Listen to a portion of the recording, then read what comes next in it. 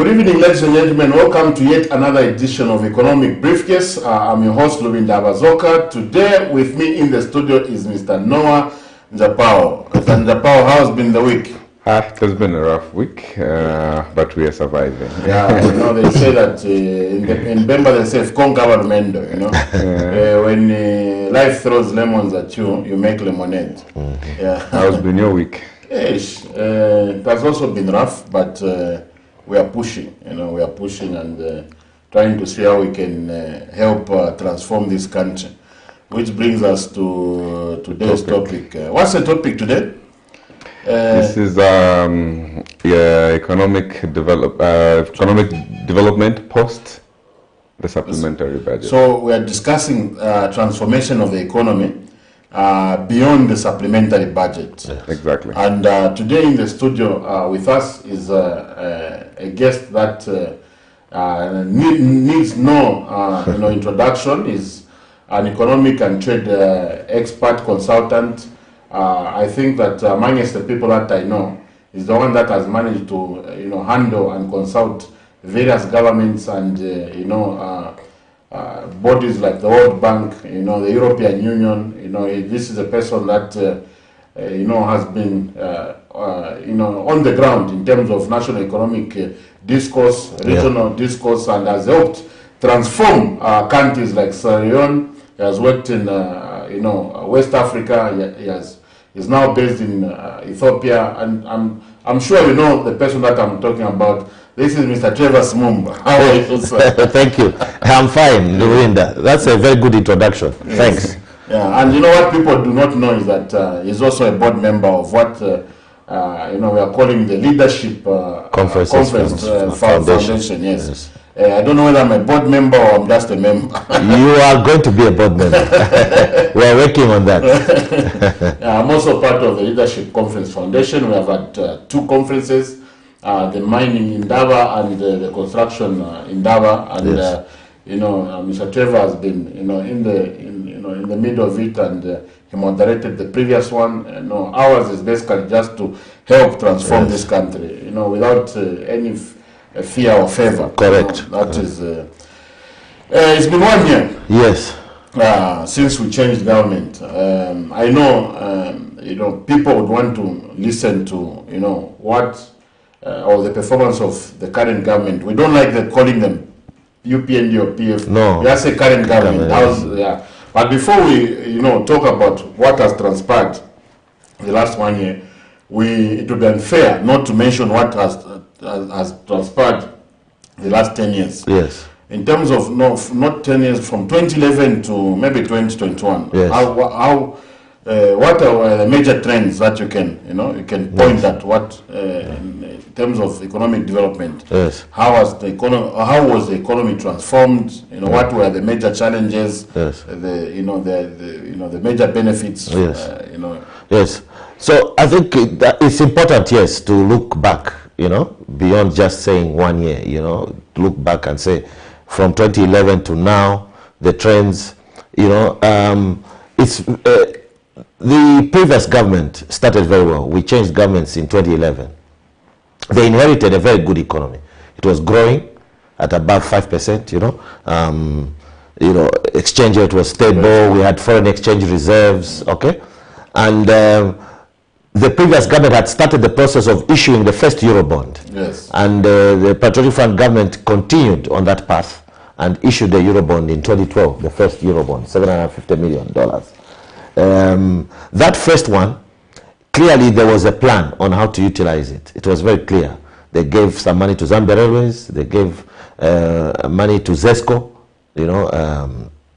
I think also they did some infrastructure as well, roads, some new roads. And that was the beginning of the Link 8000 program that the government developed.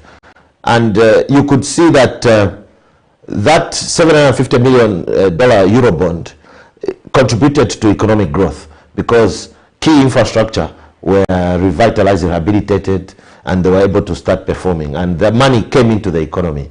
And I think one of the important policies that our late president, Mr. Sata, insisted on, which I think helped boost the construction sector in Zambia was that 20% requirement, that 20% of procurement of these contracted works should go to Zambians.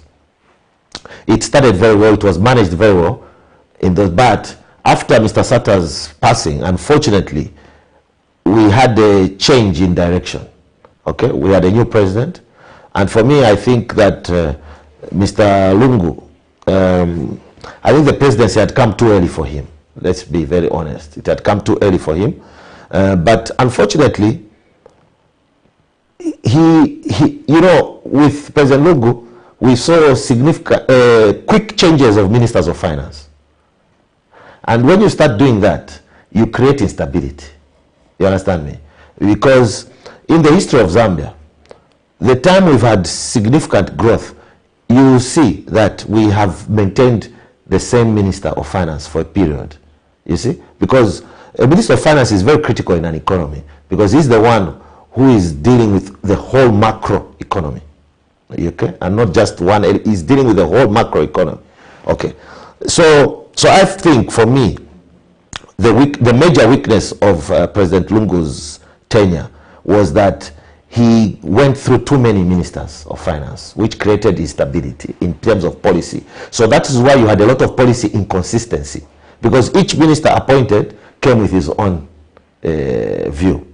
And unfortunately, the last minister, Dr. Waryangandu, inherited all the problems and challenges that his predecessors had created, basically. And so he just came at the tail end, you know, and it was very difficult for him to turn around the economy, you know. And so eventually we ended up going back to the IMF. And that process started under the previous government. Yes. It's not like it started now. It started under the previous government. Even the parameters that are being used by this government are based on the work that was done 2-3 years ago, okay? The only problem was that the government was still reluctant to impose all the conditionalities that come with an IMF package at the time. So I think, yes, there was unprecedented infrastructure development, okay? However, like I had said to you previously when we used to discuss these matters, I pointed out to you to say, look, yes, we needed to borrow because we needed to do infrastructure, but you don't just do 80% roads. There is much more to infrastructure than just roads. And especially if you concentrate on just doing roads in the urban areas. You see? We spent a lot of money doing roads in Copperbelt, Lusaka, right? But when you go outside these two provinces, the roads are pathetic. We didn't do much on rail.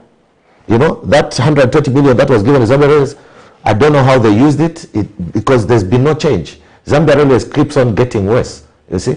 So when you borrow, you have to ensure that you invest in infrastructure, in activities that will generate economic activity, okay? And if you just invest in one sector of the economy, you are overburdening that sector, and then you are creating now a recipe for disaster. And this is why we're faced with this problem. And we're faced with a problem where our GDP has contracted.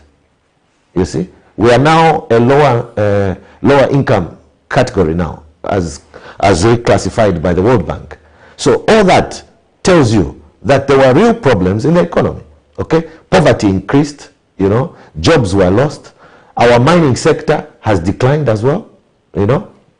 Right now, Mopani and KCM, which are our two biggest mines, are operating at below capacity. I was seeing on news earlier this evening, I think there was a protest in, Mopani workers, saying they haven't been paid for the last 3 months. How possible is that? So where's the money going? That when Mopani produces copper, where's the money going if you can't even pay your workers? And now Mopani is under government, isn't it? 100% government. So what's going on there? You see? So all these inherited problems now meant that the new government had to come in and stabilize the situation. And so I believe that in the last 1 year, the main achievement has been they've stabilized the economy, okay, in terms of the key macroeconomic indicators. Yes. Yeah, we can't argue with that, all right? Inflation is down, if Kwacha is stable, it has appreciated, you know, interest rates have remained the same. In fact, the Bank of Zambia has maintained the MPR at 9%, which means, and already some banks are reducing interest rates, like Standard Chartered and others. And I think more banks are going to reduce interest rates. So there's stability now. The issue now is beyond this stability. How can we grow the economy? Yeah. Very, very insightful. Maybe we move on to how the current government has performed with their budget. Yes. What are your views on how things have been according to the budget, before we can even talk about issues of the supplementary budget? Yeah, no, actually, the issue of the supplementary budget tells you that the budget has not performed well. You do not issue a supplementary budget if your budget execution is going as planned. Okay? Okay? The fact that you issue a supplementary budget means that you have not managed the budget prudently. And also, maybe just to make maybe our viewers understand what a supplementary budget is, and does that mean, is it a deficit? Is it a surplus? No, it's a deficit. Yeah, so let's explain. First of all, mid-year you don't have, you cannot claim a surplus in mid-year in a budget, right? And it actually defies economic logic to declare a surplus in a deficit budget. Especially a budget which has look, the Minister of Finance, when he issued this budget, right, he estimated 7% budget deficit, what we call a fiscal deficit, which is the deficit between what you are bringing in and what you are spending, right? But at this moment, according to the mid-year economic report by the minister himself, he announced that the deficit is actually 10-point-something%, so 3% above target, right? So that's the first thing. Secondly, the government in this budget has been borrowing on average 6 billion kwacha from the domestic market in terms of treasury bills and bonds, what we call government securities. Right. Now, and then thirdly, the government has continued the suspension of debt repayments. They're not repaying any debt, so they're not servicing debt. So those that so-called surplus actually is just savings, okay, from the fact that you are not paying. You understand? The government has not been paying contractors because they have been undertaking an audit, right?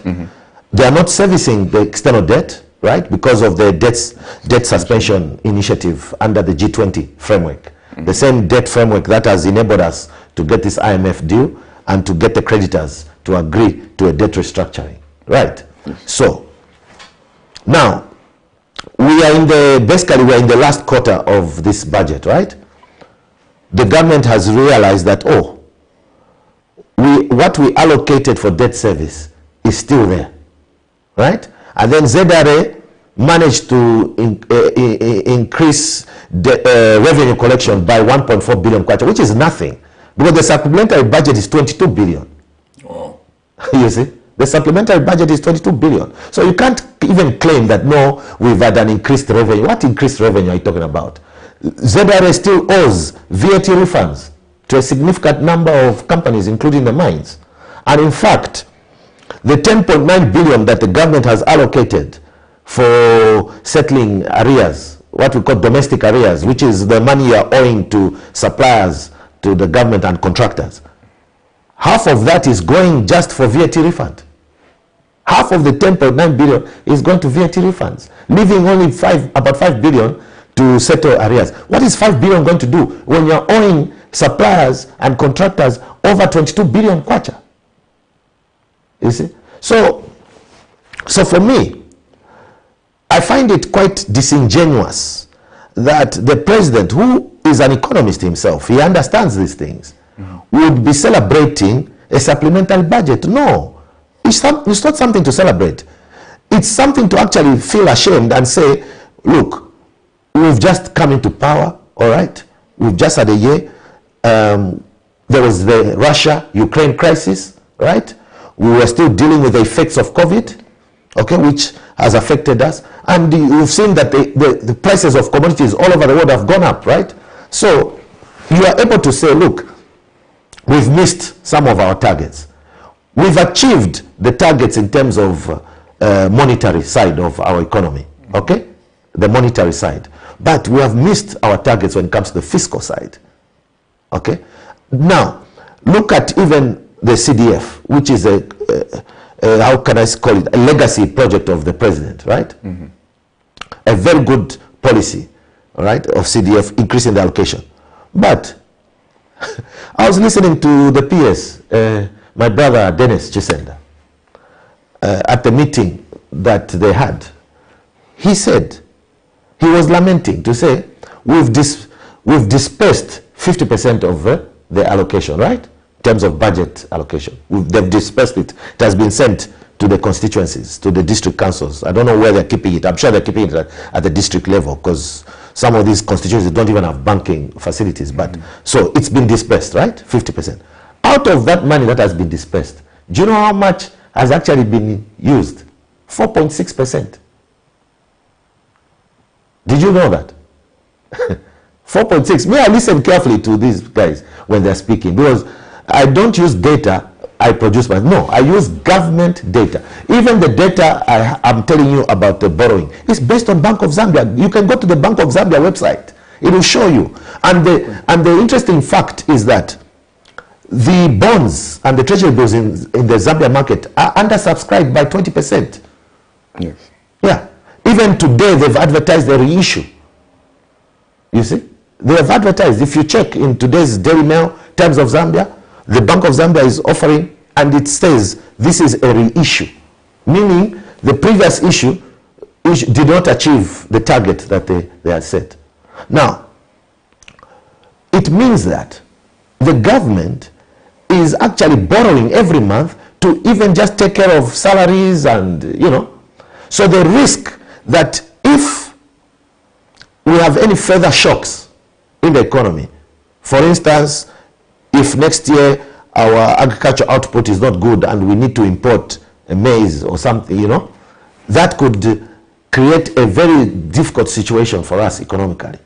I think just to, to talk about, there are two things that I want to mention now. First of all, when we are servicing debt, about 51% of what we are raising was going to yes, and then another 40% towards salaries. Yes. And only about 8% to do other things. Other things. Yes. So the wage bill for government was very huge. Correct. Yeah, 40% is a big figure. Now we have seen, it's a very good thing that people have been employed, because you can't say that you shouldn't get jobs. No. We have seen government, has employed 31,000 teachers. Yes. 11,000 health workers. Yeah. What is going to happen? Is growing the wage bill? Yeah. Is it supported by fundamentals or economic growth? No, that's the problem. This is why I keep saying, let's begin to look seriously at economic transformation, structural transformation of this economy, to ensure that government can raise the revenue. Because where is government going to get the revenue? You cannot say you are going to collect revenue from the same workers. You understand what I mean? Those health workers, teachers, very important to recruit, all right? Because that's a social need. But remember, they are not producing any income. You understand me? All these public service workers depend on you and me producing, selling, and paying our taxes. Okay? So, for me, that is my fear and my issue with the government policy, the trajectory they are taking. Because we have a low-hanging fruit, the mining sector. They are making windfall profits. That's a fact. There's no mine that can convince me that they're not making windfall profits. Let's be very clear. You are a copper belt person. You know what is the break-even price for copper. For copper. Yes. And then we know after that price, it's just all profit. Yes. So why is this government that is recruiting all these public service workers that need to be paid, by the way? Why are they afraid of imposing a windfall tax at the moment, because the price of copper is above what we normally what we normally see. Okay, so it's a windfall. The United Kingdom government introduced a windfall tax on the oil companies, because the oil companies, because of the Russia-Ukraine war, yes, they are making huge profits. You understand me? They imposed the windfall tax, and you know how much they collected? £5 billion. And what did they do with that £5 billion? Mitigated the high prices for the consumers. So every British person will receive the £400, to be able to withstand the increased pricing of oil and gas, and because gas is very important to keep the people in Europe warm. Okay, so you mentioned the agriculture sector. Yes. For a long time now, we had some issues with distribution of inputs last farming season. This year, companies haven't yet been even shortlisted. Yes. Yes. So are we not too late, because this is almost September? Yeah, we are getting close to being too late. But I think if they can conclude this process by September and select, these companies that are going to be selected are going to face a hard time, first of all, to source the fertilizer. Secondly, to be able to transport it in time. Because, sometimes I wonder to myself what's going on with some of my colleagues. Look, fertilizer is not a product that you go and buy from a supermarket the way we buy mini meal. Okay? There's a lot of intricacy around. And it's not Zambia alone looking for fertilizer. The whole world is buying fertilizer. You understand me? Okay? And the fertilizer companies are very well known. Most of them are in Russia, Ukraine. These are the biggest suppliers of fertilizer in the world. Yes. Okay? They supply more than even the US and all these others. So okay. 70% comes from Russia, is it? Not 70%, no, it's about 50%. 50. Then Ukraine about 30 or so percent, yeah. Okay.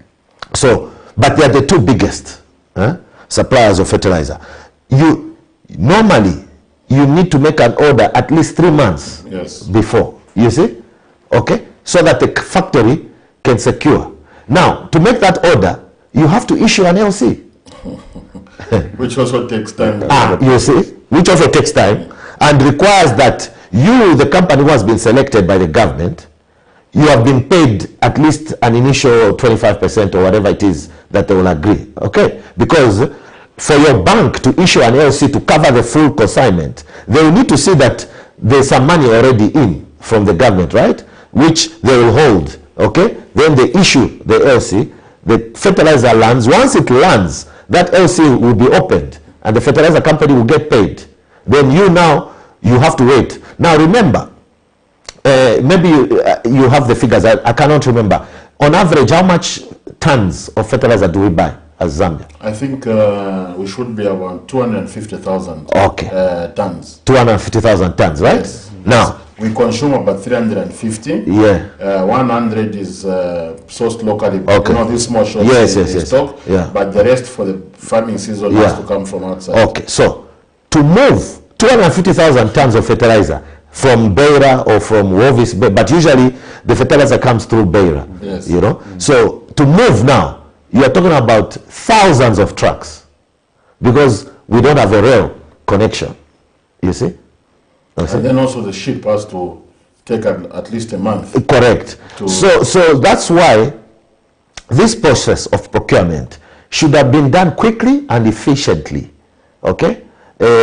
Yes, there are fears of corruption, that maybe there will be collusion. No. If you set out a process in an efficient manner and you allow the professionals to work out and make a determination on who is selected, you'll be fine. But to sit there and people fail to make decisions, it's not right. People need to make decisions because fertilizer is very critical for agriculture. We cannot afford another season where our farmers do not get the fertilizer on time. Business people, yesterday I had a meeting with one of the leading bank that has dealings with Zambia and also the Zambian government. I was giving opinion on the economic situation in the country. Yes. One of the worries is there are two worries. There are some contractors that have been paid, that did works, they haven't been paid. Yes. For over 2 years, because Correct. PF stopped paying also. Yes, a long time before the election. Yes, So PF, it's not that PF was paying, it was not paying. Yeah. And then also when the new government came, they were not paying. So the money is locked up. Yes. Suppliers are not getting the money. And what should government do maybe to help sort out this issue? And what are the major effects of non-payment of contractors and providers of government services? Correct. And thanks for that question. I actually had a lengthy call myself as well yesterday with a Zambian contractor. And he was alerting me to the fact that even with the recent announcement that there's an allocation to clear some areas, there's still a lot of confusion. And it's causing, he said to me, Trevor, if this thing is not handled properly, we're going to lose half of the capacity of Zambian contractors. They'll just simply fold and disappear. And we will end up in a situation where we'll have no credible Zambian contractors able to undertake works. The issue is that the government announced that they're conducting an audit. Now, it was important to conduct that audit. But what I would appeal to the government is, please quicken the process. And the best way to quicken the process is simply like this. You have contractors who have not been paid since 2016, 2015. You understand me? Some of them even as far back as 2013. Okay? Some were terminated, right? And the issue is where they were terminated, they went to arbitration, won the case at arbitration, the arbitration ruled for them, and then now the government is owing them. They're supposed to pay them, right, based on the arbitration. So what I would suggest to the government is very simple. These old contracts, and you can easily identify them. You know, these contracts from 2014, 2015, 2016, these are very old. Some of them, they haven't performed. Some of them, they've performed, but they haven't been paid. Some of them, when they are still going through arbitration, or there's a conflict, right? Set them aside. You understand? Set those aside. Because what are you auditing? Contract here, it was terminated. What are you going to audit? Do you understand? Then you've got a second category. Those who've actually performed. You understand? But just haven't been paid. Again, separate that. Because again, you can identify those. Right? Okay? They've performed. They've performed. The building is there, or the road is there. You know, whatever it is that they were given, it's there. You can see they've performed. That's one. The third category, which is the problematic category, are those contracts that were issued in the last 2 years.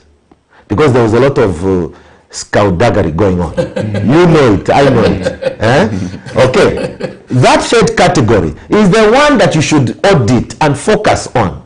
You understand me? They will not come to government and say, give us our money. Because they know that they have no claim. You understand me? Yes. But these ones who have been compliant, but issues, you know, have happened, pay them off. You can sit them down. You know, he gave me an example that, look, for example, you know, he was saying, look, me, I'm owed about he said about 270 million kwacha, right?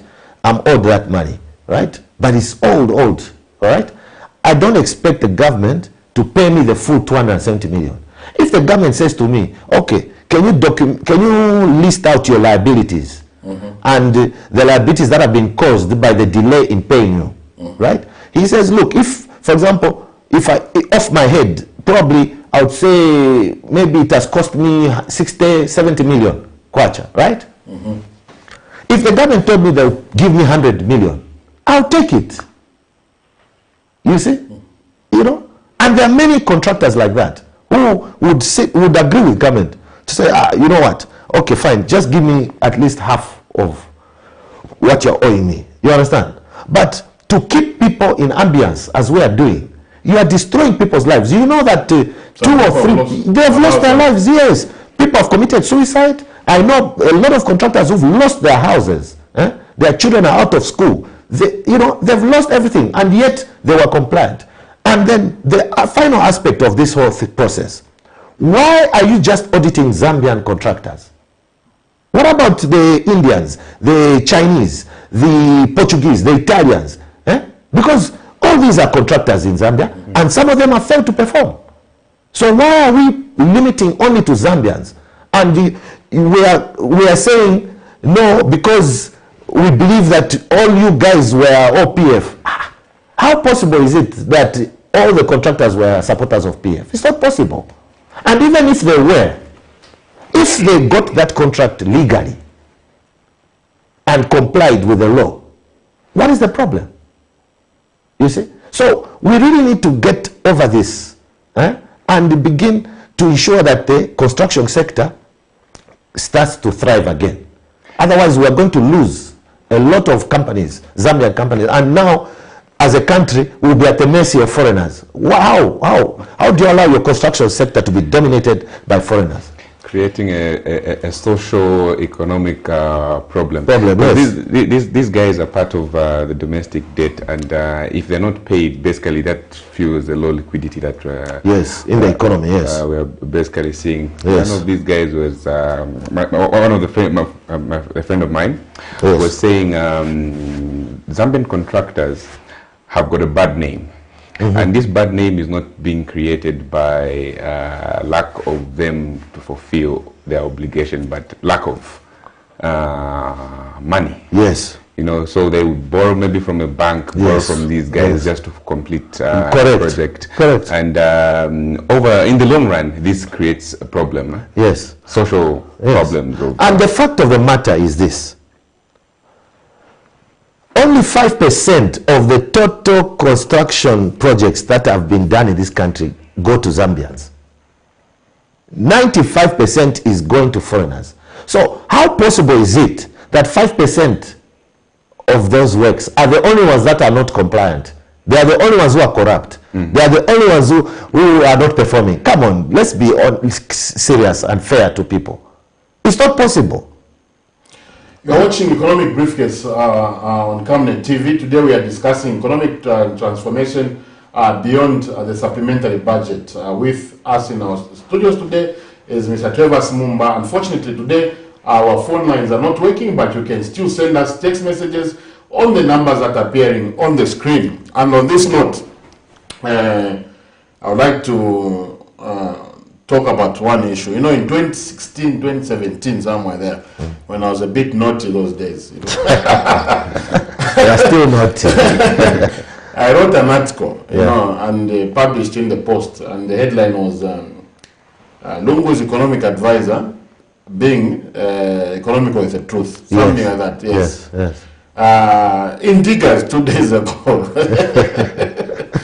I read an article similar to yours, similar to mine, and it had to do with, you know, similar issues. Issues, yes. What do you think in terms of? I know, you know, Honorable Musakutwani is equal to the very task. much, yes. The Bank of Zambia, Governor equal to the tax. Yes. The PSS there, the yes, those ones we can't. Yes, those ones we can't talk about. So, what did you mean then? What I meant was, look, even Dr. Musakutwani, he's a brilliant economist, but even him, on certain policy issues, he has not been able to advise the president well, because that statement that was issued by the president's office about the supplementary budget should not have come from the president's office. And if I was the minister, I would have been very upset. I would have told the president, no, sir, you should not do this. It is not the president's role to announce a supplementary budget. Okay? And then secondly, because it came from that office, they made a blatant mistake. A complete mistake that any basic economist would never make. None of your students would ever make that mistake. You are saying you've got a surplus in a middle of the year and in a supplementary budget. For goodness sake, when you are running a deficit budget, how can you? Where is the surplus coming from? Where is the surplus coming from? It's just it's realignment of spending. That's what it was. It was just a realignment saying, okay, instead of us, since we're not servicing debt, and we had allocated 10 billion for servicing debt, this 10 billion, we're going to take it to FISP. You understand me? We had said we were going to do this, we are not doing that, we are bringing it here. You see, that's what it is. And it's not even like the debt is going away. No, it's not. The debt has to be repaid. Yes. Eventually. Tomorrow we have a major, address, by the president on Hot FM. I think if we need to give credit, to him for being able to interact. Correct. Yeah, at such forum. It's very important. Yes. When we have such interactions. Yes. Last press conference, you were. I think your name was not mentioned. My Popo's name was mentioned. Yes. But you were the friend through which, yes. Yes, because what happened is that, I used to be chairman of the board for CTPD. Yes. So Isaac said to me, Mr. Trevor, I would be very grateful if you could send, the president requested that people can submit questions and whatever, because he wanted to interact. So my Popo asked me to say, please, can you transmit this to the president? I said, okay, fine. And I transmitted it to the president, and he acknowledged the receipt. He told me, thanks, I've received, and I will respond. And I was pleasantly surprised that he actually took time to respond. And he needs to do that much more often. He needs to do that much more often. Listen, and for me, the president needs to listen more, okay, than talking. He needs to listen more, because when he listens more, he will get some nuggets. You understand me? So, the one thing he should understand, his opponents will never say something positive, because it's their nature. Even himself, when he was in opposition, did he ever say anything positive about the Patriotic Front? So, so I don't understand this. Today I was listening to my brother, Obvious Monitator, saying, hey, opposition political parties, we are giving you warning, disrespecting the president. Guys, come on. You guys used to do the same thing when you were in opposition. So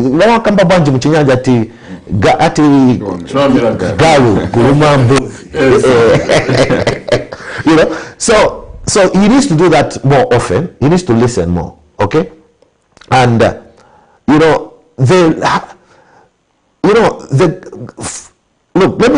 and in that article you mentioned, I said something. I said, look, this scout hasn't started with President Hichilema. It's always been there in Zambia, and it's been a problem.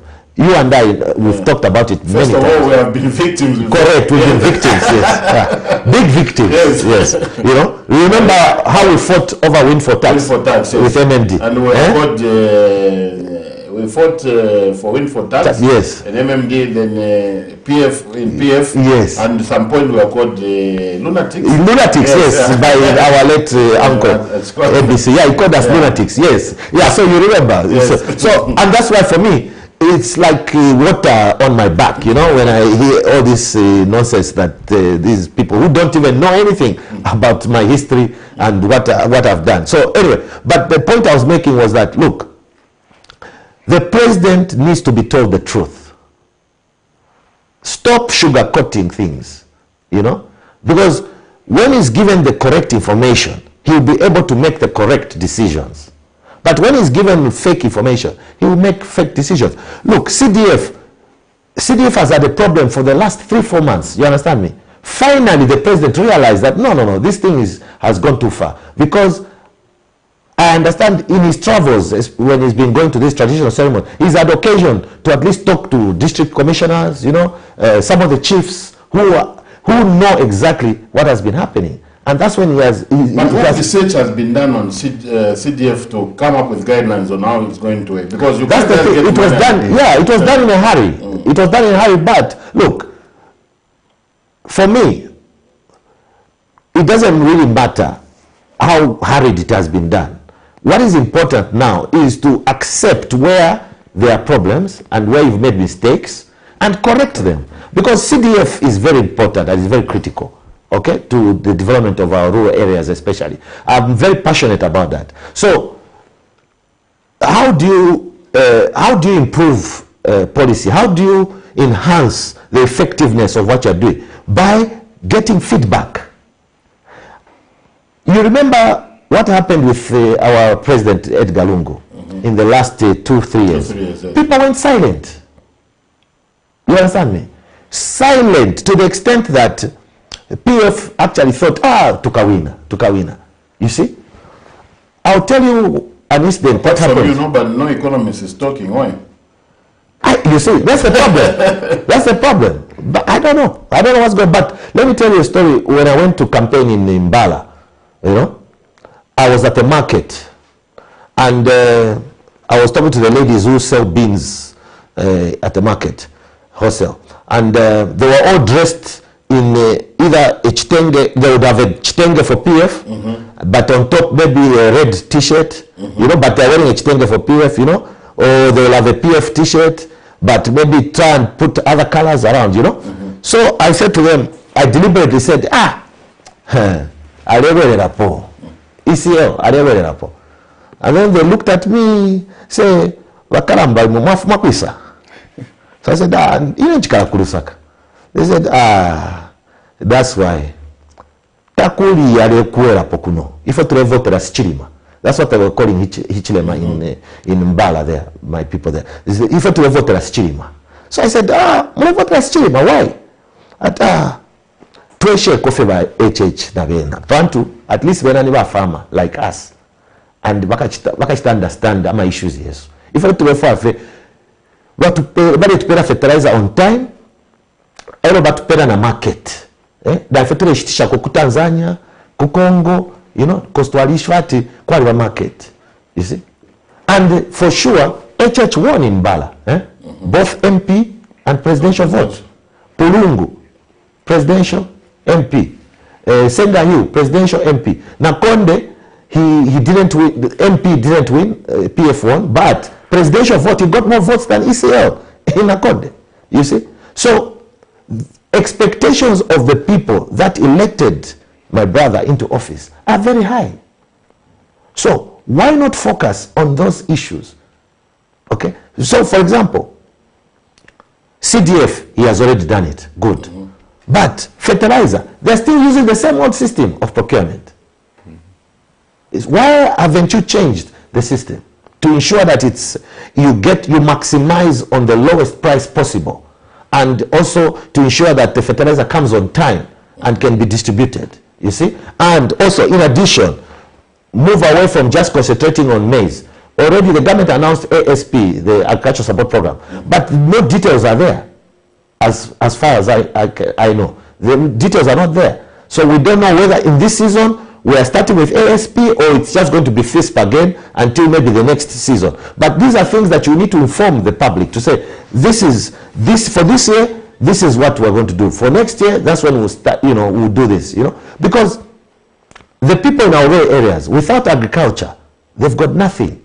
That is their wealth, that is their livelihood, that is their income, you see. So let's support agriculture very strongly, okay? Then also, let's open up our borders. Let's make them efficient. I was thinking today, a young man came to have lunch with me.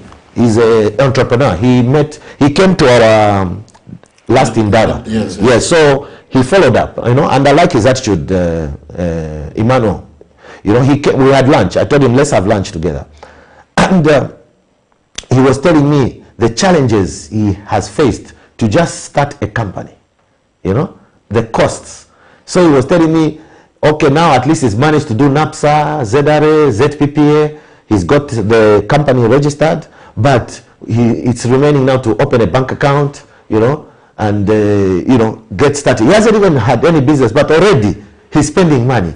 Already ZRA is on him, you know. So he was telling me, he said, Mr. SIMUMBA, you know, I wanted to talk to you. I want to just get your advice and what. I told him, look, no matter the cost, no matter the pain, be compliant. Number one. Yes. It's very important. So just make sure you comply with all the requirements, open your bank account.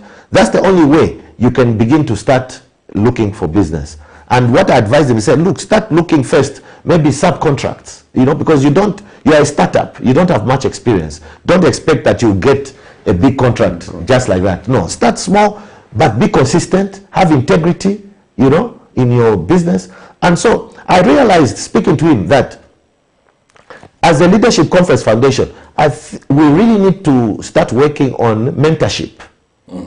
Okay, to mentor these young people. And today I gave up myself to help us, any citizen that want, because there's a lot of money coming through CDF. Yes. CEC, I've seen the yes, mix of yes. if Honorable Mutate's ministry is also science and technology, giving some money. Yes. So I said, look, you can't collect money from those people by training them. No. Leadership conference, through that, me as an individual, we can go and meet whoever wants to us to go and talk to them and mentor them. We can do that. Yes, we need to do that. Yes, we need to do that. But these things work properly if government is involved, maybe through a vehicle, so that, you know. Yes. And tomorrow we have a big day.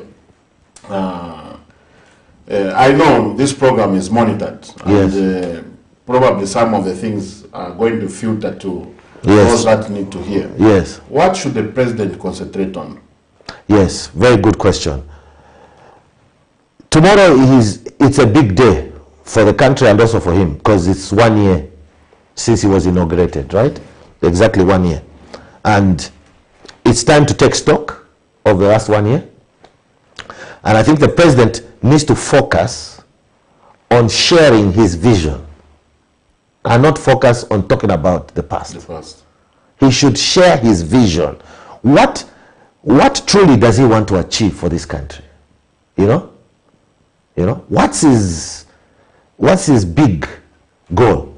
You know, because when he does that, it's very easy for all of us now to fit into that vision and help him to succeed and make sure it's achieved. The first president I ever worked for was FTJ. I was a young economist, Ministry of Commerce, Trade and Industry. FTJ, his major vision was liberalization, opening up the economy, you see, and allowing Zambians to participate. Okay? All of us here, we are products and we have benefited from what FTJ did. Yes, he had made his mistakes, like he's a human being. After him, President Mwanawasa, he came in with a big crusade to deal with corruption, to bring integrity into the government systems. He did that. He also took us to the last hurdle, the debt cancellation, right? And he appointed ministers on the basis of competence, not on the basis of friendship. Some of them came from the opposition. You know, President Mwanawasa. Yes, he was the first president who reached out to the opposition deliberately and brought in quality. Gandu Magande, he brought people, a lot of people from UPND. Okay, the original UPND. Yes, they worked with President Mwanawasa. President Mwanawasa put the country back on an economic growth, but the foundation was laid by FTJ. You see, Arabi came in, carried forward. Arabi, an economist. He's the one now who looked at infrastructure. Because the Link 8000 started with Arabi, didn't start with Formula 1. Correct, Formula 1. Yes. Yeah, and they got the funding from DBSA. Yes, you remember. Yes, I mean, those roads that were done. The started under Arabi. We know that. Yes, and he managed to connect all the urban centers. Yes. You understand me? So today you can drive in Chawama, Kalingaringa on a tar road. Because of that program. You see? And he also brought in a much more clear economic management, because he was an economist himself, Rupiah Bana. So Rupiah was the first economist to become president, okay? Because FTJ was not an economist, he was led by a guy, you know, Mwanawasa was a lawyer, you know, KK was a teacher. So Arabi first. After Arabi, Vasata. Vasata was about linking the country. The country, yes. You see? Because, and where did he get that vision? Because Vasata campaigned all over Zambia. Yes. That man was something else. Campaigning. He went all over Zambia. He went to places where no presidential candidate has ever been. Okay? So he saw the state of the roads. He saw the state of infrastructure. That's why when he came, he said infrastructure. And it was good. Except that the people who came, Walungu, when he came, you remember he said he had no vision, unfortunately. You see? And so Walungu failed to really see the vision that Vasata saw. You understand me? But by the time Walungu was coming to realize that, actually, I also can leave a legacy, he was coming to the end, you know. He was coming to the end of his tenure because it was coming closer to the elections and it was too late, you know. So President Hichilema was elected on a very big mandate, right? He made a lot of promises to the people of Zambia. He needs to begin to implement those things, and he needs to communicate himself directly to the people and say, this is what I want to achieve for Zambia, okay? This is what I want to achieve. And he has to look again. Now he's done 1 year. He has been 1 year as president. He has seen who is effective. He has seen who's not. You know, when you're a president, he knows himself. He was a CEO. He had to fire people. Okay? President Hichilema has fired people before. I have fired people before. You have fired people before. Isn't it? It's the most difficult decision. Correct. But it has to be done. Yes. It's part of being a leader. It's part of, you have to make those decisions. So one thing I would advise him to do is that he needs to sit back, take some time off. You know, that's why most presidents, they like going to Fue, whatever. Maybe he prefers somewhere else. But he needs to take some time away, okay? To be on his own with just a few of his key people and really think through and say, okay, the team that I have, first of all, sometimes it could be you've placed them in the wrong place. Yeah. You understand me? It's not necessarily that you have to fire them. No. It may be you have to reshuffle, you know. Some you have to get rid of. Okay? We are not going to tell you who, but you know yourself, Mr. President, who is working and who's not. Reports are given to him every day from the office of the president. So he knows what's happening. There are some of the senior leaders who we know they are already involved in some how can you say shady deals. You know, we are hearing a lot of things, nothing concrete yet, but that's why SEC is there, DEC, they will do their investigations. But, you know, you need to reshuffle and reset your team and make sure that your team has bought into your vision. Yes, because if they have not bought into your vision, you will not achieve what you want to achieve. That's a fact. You will not achieve it. So he needs people beyond the politicians. Yes. You understand me? He needs people beyond. He needs the labor union to understand where he's taking the country. He needs our chiefs, traditional chiefs, to understand. You know, he needs business people. You know, academicians, think tanks, and all this, to be civil society, to understand the vision and to be helping him and relaying that information. You see, one thing I've noticed, which I think he needs to avoid in this going forward, he tends to talk to over people. You understand what I'm saying? You know, like at all these meetings he's had, he's spoken much longer than anybody else. That's not a good trait. You know, you have to say what you need to say, boom. Then allow now others to speak and to bring in. But it's like most of the speeches I've heard have been good speeches, but they are spoiled because he starts now talking about the previous government, threatening people, telling you if you want to drive a VX, you should buy yourself your own, don't pretend. You know, look, I understand what is it, but you don't need to say that, you know, as president. You don't need to, because you're a president for everyone. Every Zambian, you are our president, you see? So, you know, take time to listen more, Mr. President. Just listen. Sometimes it's better to just keep quiet. Even if the person is talking nonsense, at least just listen. Because there might be something that you pick up, you know, from that which brings me to Arabi and Chuluban Manawasa. Yes. Especially Manawasa, the olive branch. Yes. I've noticed that, you know, there are a lot of these business talks, but it's the same people. Yes. The same people are gathered in Murungushi. Yes. The same people go to Livingstone Diaspora Yes, Conference. yes. The same people. Yes. Same people. So are we going to get, because if you are thinking alike, how are you going to find each other? This is the problem. Yes. This is the problem. They don't want any, how can you say, butting of heads. But it's necessary.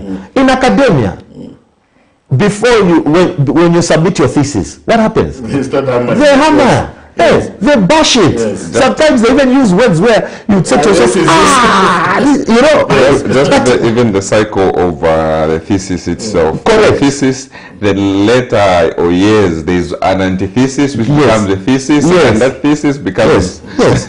So why are we so sensitive in politics that you don't want to have any person who has a different view? So you find now what's happening. They are ignoring people like you and me.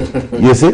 Yeah, they are now keeping us away because that one you come and talk too much. But you need that. You can't constructive criticism. You can't thinking the same. Groupthink, what we call groupthink. Yes. Takes you nowhere. Takes you nowhere. Takes you nowhere. Groupthink takes you nowhere. It's a recipe for failure. I've seen a very serious trend. Edgar Lungu had a lot of resistance. The non-governmental organization would issue statements. Yes. The trade unions, the church, the economists. We had a lot of economists, experts, and all. I've seen everybody has gone quiet. Is that healthy, or how can we revive? Maybe.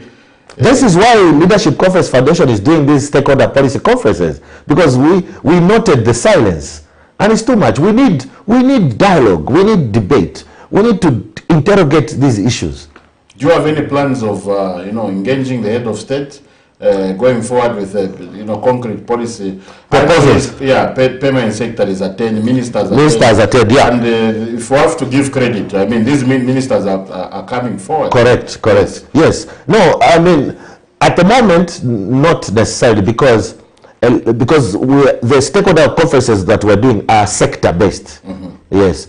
Maybe the time will probably come when we're going to do a national economic endeavor where we can invite the president, because that would be now looking at the whole policy framework in terms of the macroeconomy. But at the moment, because we're dealing with sectors, it's better to deal with the ministries concerned. So when we do the SME, we will invite the minister of SMEs,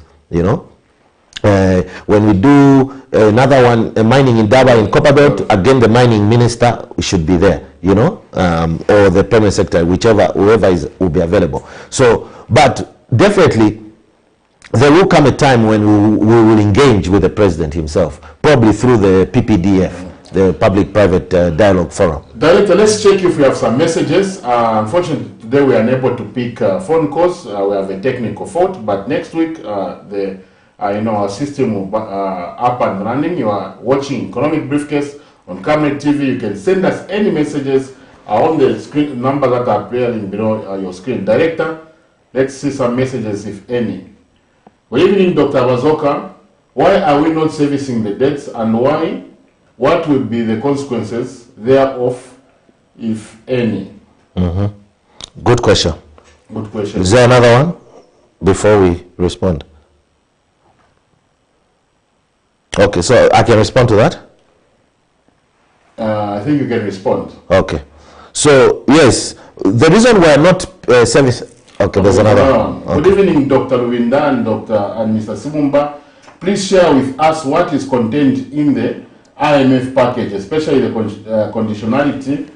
Is it a preserve of only a selected few Zambians? Imiti Mufulira. Okay, so Mr. Miti, I can respond directly to that. No, we don't yet have the conditionalities, the agreement, because the government has said they will only release in fact, the IMF will release the details once the package is agreed at the board, by the IMF board. So at the moment, the only people who know what is contained in that IMF agreement is the Minister of Finance, of course, the President, and the IMF. But it will be available publicly. So once the package is approved by the IMF board, then it will be made available. In terms of why are we not servicing the debt, Zambia is a recipient of a program that was negotiated and agreed at the G20 level. G20 is a informal grouping of the 20 major countries. So you have US, France, UK, Russia, Germany, Japan, China. They are part of the G20. So the G20 during COVID developed what they call a debt sustainability DSSI, yeah. Yes. Debt sustainability, the other A's I can't remember, but it's a debt sustainability initiative. It's a framework that allows countries like Zambia and others to deal with their debt problems. So Zambia is a beneficiary. I know that Chad is also a beneficiary. Ghana, yes, and one other country. But Zambia is the one that has achieved a deal with the IMF and also achieved an outline agreement with the creditors, the people that we owe money to. So we are ahead of our peers in terms of that. So that's why we haven't been servicing the debt. But as soon as the IMF deal is concluded and the debt restructuring plan is approved, we will start servicing our debt. Director, do we have any other messages? Umuti mufipatala na mwena muli uwafia. Nimi konka wino sana musonda je solwezi. Okay. No more messages. Yeah. So Ramsonda is talking about imiti in hospitals. One of the things that is supplementary budget as a target is increased allocation to Ministry of Health. So hopefully ngenda mashambo kufuma isha supplementary budget walashite emiti mufipatala. But that issue, yes, is very real. It's very sad actually, but it's there. There's a problem still in terms of drugs in hospitals, and it's affecting mostly our poor Zambians, because you and I can afford private care, you know, but majority of our people, they rely on public hospitals. So I would hope that the Minister of Health would take serious action over this and stop focusing on things that are not critical, you know. That's, to be honest, that's one of the ministers for me I would consider a reshuffle for, honestly, because it's clear she doesn't have the zeal that she used to have, and her relationship with the healthcare workers is declining, deteriorating all the time, because she's shouting at them. You know, did you see that speech she made in Livingston? Yes, I mean, that was not acceptable. Yes, there are issues, but you cannot speak to professionals like that, especially in their meeting. You are there to participate. Those are things you can away from the cameras and discuss, you know, in a tete-a-tete where you can deal with those issues. But, you know, but anyway, maybe that's the style of her leadership. But for me, I think the president really needs to look again at the Ministry of Health, because I can't understand why we are still having problems. We've just lost another permanent secretary, George Magwende, yes, okay, who I considered a very capable and able permanent secretary, but I'm surprised that he has been retired. The first person to be fired by the president, and that's not a good record to have, you know. So the first one was a DC in Western Province. DC, yes. But this is yes, even if they are not even there, I'm surprised that we've kept them, to be honest. But anyway, that's Zambia. As we wind up the program, maybe any you know, suggestions on how we can improve communication, we can improve the economy? Yeah, I've stated that one of the critical things is communication is two ways. Yes, it's two-way, right? Speaking, listening. Yes. Okay. Listening is a communication skill. Listening effectively is a communication skill. Giving information to the public in such a way that people can understand is very important. The way this government is communicating, unfortunately, they're communicating with a lot of arrogance. Okay? And public communication should not be like that. Huh? Public communication should always be respectful of the public, because you are public servants. Okay? You are not our kings. You are not our chief. Okay? We elected you with our votes. The same way we used our vote to elect you, the same way we can elect somebody else. Okay? It's our tax money that is paying all of them. You see? So, respect the public. Give us information in such a way that it's easy for us to understand. And even when you give us that information, if we say, no, but I don't think this is correct, Don't shout at us. Just tell us, no. The reason we're doing it this way is because of this, you see. So, you know, the whole public communications system of this government needs to be checked. You cannot have the presidential Facebook page publishing blatant mistakes, okay? The president is monitored internationally, across the world, okay? I follow many presidents in Africa. I've never seen that kind of mistake on these presidential pages. Kagame, Akufo in Ghana, these are very active on Facebook. Ruto himself, the newly elected president, he's very active on Facebook. But they're very solid. When they put something, they make sure it's vetted. Okay? So who's vetting these things? Who's allowing the presidential page to just put things on his page? So there is need to seriously look at communication system of this government and make sure that it's up to standard and is able to inform the public. The president has got access to ZANIS, Zambia National Information Service. He's got access to ZNBC. He's got access to Radio 4, all these things. Use them. Use them. Use those young people and women, young people who are working in these institutions. Don't accuse them of being cadres. Okay? Yeah, they may have been PF cadres, fine, but they're professionals. They know what they're doing. Use them. Ruto said that he doesn't care who was supporting what. Yes. Because he's the president of Kenya. Yeah, exactly. We see that in Zambia as well. Yeah, let's hope so. But all the best to the president. I think he has done well. I gave him a score yesterday. I was asked to give a score. I gave him 80%, higher than what Uncle Vijay gave. Uncle Vijay said 70%. So yeah, you know, but probably Uncle Vijay knows some things more than I do. So, but yeah, so for me, there is light at the end of the tunnel. Today, the Minister of Finance issued a statement to say there is light finally at the end of the tunnel. Yes, there is light at the end of the tunnel. We just need to focus and focus on empowering Zambians and ensuring that Zambian business is driving, not being a passenger. At the moment, we are passengers. None of us is in the driving seat. We need Zambian business to be in the driving seat of economic transformation of Zambia. You are watching Economic Briefcase on Cabinet TV.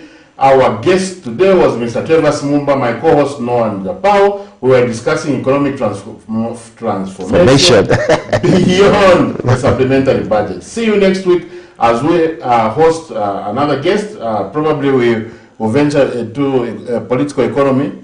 Yes. Maybe we'll venture into political economy. Stay tuned. And on that note, I would like to advise or use this media to call upon the ruling party to also make available, their experts. We've been trying to get hold of them to come and appear on TV. It's very important that you appear so that we don't appear one-sided. Yes. I mean, we want to hear from everybody. Yes. I think that's what the communication you are talking about. If you allow just one side speaking, you advantage yourself to a level whereby when it comes to elections, for example, people would have been just getting a one-sided story. See you next week, same time. Bye-bye.